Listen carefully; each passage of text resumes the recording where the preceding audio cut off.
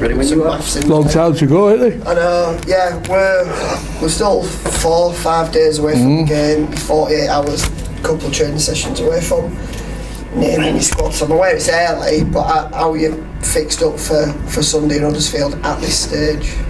Yeah, I don't, apart from Jamie, obviously, I don't think we've picked any more knocks up, so he obviously has to go to Manchester on Friday to get the okay. He's had a concussion in the last 12 months, so getting the green light obviously will be a bonus for us if we can do that Friday. Because he looked alright on the video I've seen of him jumping around on the side of the pitch after the game. Yeah, he tried kissing me on my cheek as well at some stage. Yeah, he's blaming it on concussion. No, hopefully he's it's symptom free. And the doc can give him the green light and he's good to go. Okay, and in terms of anybody returning, because I think Albie was he close last week? Yeah, he was, yeah. So Albie will be in contention definitely. Fatuli will be in contention as well. But we've got a reserve games on Wednesday as well, so if they don't make Sunday they'll definitely feature on Wednesday. So hopefully we'll get some bodies back over the next 3 or 4 weeks. Just for yourself, we will talk about a win in a minute. So we're talking about wins, we're talking about key players coming back, hopefully a reasonably healthy squad. You might feel a bit uneasy with that. Yeah, it's the first time I've had to rest somebody, I think, or step somebody down for a long time. But no, some lads went to Doncaster as well on Sunday in Fashy, and Washi in particular played well as well. So they've stayed ticking over, and I think the fact that we can keep them all there or thereabouts is a good thing as well. The reserves on Wednesday gives us that opportunity as well. Yeah, just talk to me about how much of a boost it is having experienced players like Tooley and Albie back, because no disrespect to the young kids, but it's not like you're getting an 18 and 19 year old back. We're talking about seasoned pros here. Yeah, look, what they've done previously for us has been amazing, and we want them back to that form as soon as we possibly can. When they play well, we're a far better side. So to get them up to speed will be a real bonus, because we've not seen them this year. We didn't see them the back end of last year either. So it's been a while. I'm sure they're chomping at the bit to play as well. I know we're definitely going to be a better team with them in it. Just obviously it'll be a decision that you'll make if and when, but how does it work in terms of the halfbacks? Because obviously Jake's made it quite clear, he's spoken to the press that he wants that spot alongside Sneedy. Can Albie fit into the team anywhere else, or is it a straight, he's either at 6 or he's not playing? So I think Shirley's scenario has massive implications on it, so I'll know more Friday. We'll name a squad obviously with them both in, and then see how we go from there. Right, but what I'm saying is, can you see yourself naming all 3 of them and not moving Jake to centre at some stage during the season? Is there a way of playing like that? I think the best performers get your spot. Yeah. If somebody's playing well in that spot, then it'd be a crazy coach to change a winning team and a team performing well as well. So and the players get that as well, though, don't they? That's always been the rule. And will continue to be that. Right, okay. In terms of, you said it was coming out Dean Hadley, all right? Yeah, Dean. Yeah, he's having some abdomen pain, Dean. So we're looking a little bit further into it, but he's not trained fully with the team again today. We'll see how he settles down over the next couple of days. Okay, and obviously the big one is how's Gaz pulled up.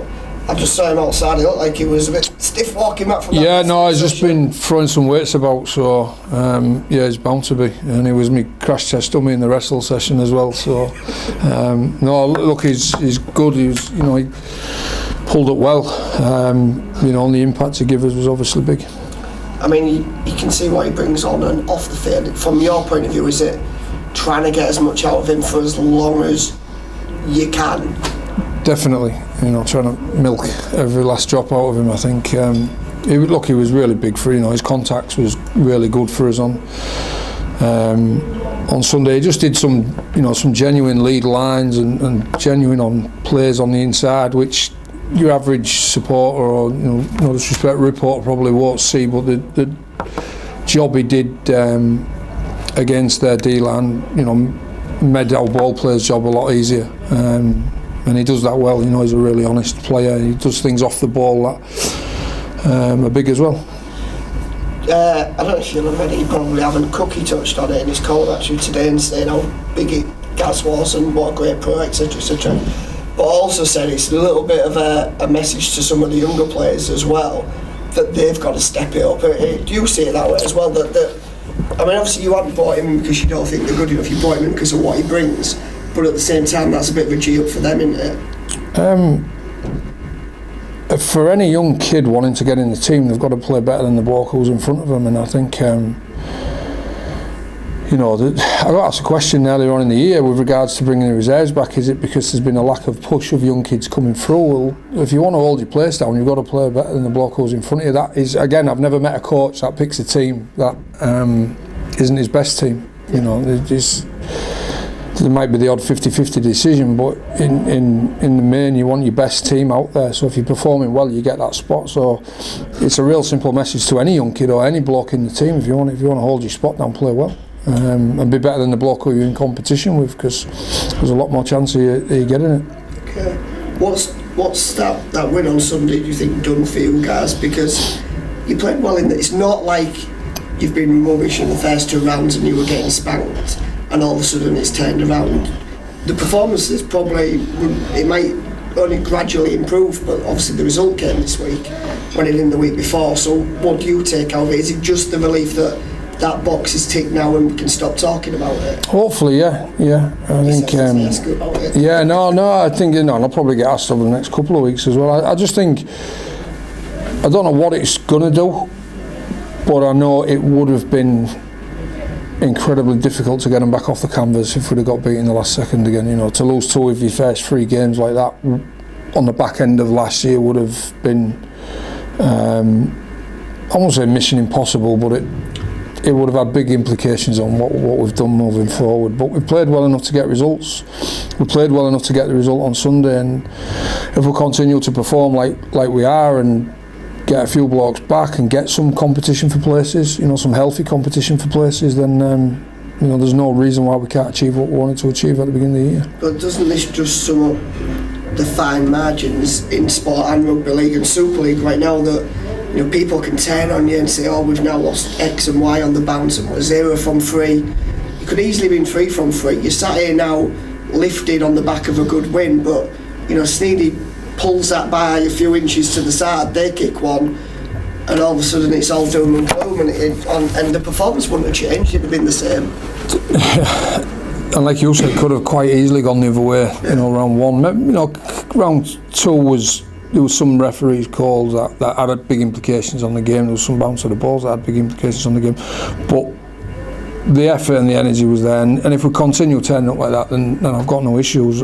Ultimately, you'll win more than you lose, and that's obviously what we want to do. But I just thought, you know, we finally, you know, the rugby gods finally smiled on us with Hardacre lining up for that kick. It's been a while. You feel like you've earned it, though. I think like you've earned a little bit of a break from, you know, the way that you've responded after a tough end last year. Yeah, I think so. I think they have, you know, they've worked hard as well, and look, you could see the euphoria, call it whatever you want, at the end of the game. It meant a lot to them. It meant a lot to everybody involved. So to finally knock it off was pleasing, and to do it in that manner was pleasing. You know, we made history doing it as well. The first golden point. But it looked controlled. You know, the set we received, the set looked controlled, and you know, Mark looked like it was a training ground drop goal. Yeah.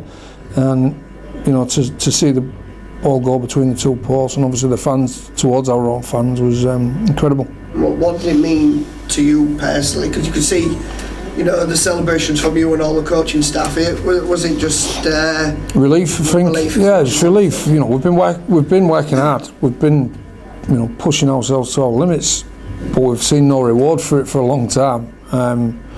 Last year was different. Last year was difficult. The minute you send players away for operations, I won't say you're waving the white flag, but you're not expecting. So because we lost them games and it added up, and the media jumped on it, and everybody was jumped on the amount of games we'd lost, you know. But if you look at it solely from this year, it's been tough. That, round one was a tough loss. You don't like to lose to Hull KR at any time, particularly in that manner. So seeing how the players responded and seeing how they backed up, and with the blokes that we had missing, and seeing how they went again on Sunday was good.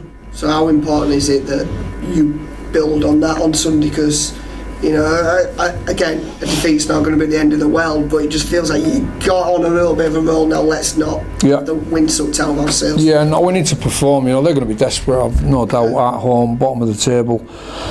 It's not how they'll wanted to start the season, and they're a good side. You look at the 17 they're putting out. They're a strong 17. So, like every game we've been involved in, it's an hard one to predict, I would imagine. But the team that turns up and performs well will inevitably get the spoils, and today we've done that for the last 3 rounds. Let's carry on doing that. It can be a difficult place to go sometimes. It's not a place with obviously the big crowd, and it's quite open, so that's not a factor. I don't know what it is. Maybe it's the way they play, the style. They've got some big guys, but it's always a tricky test going there, isn't it? Yeah, it's not a Catalan, and it's not a Headingley where the crowd's on top here and the hair's on the back of your neck is bouncing about when you walk out onto the field. You can hear a pin drop.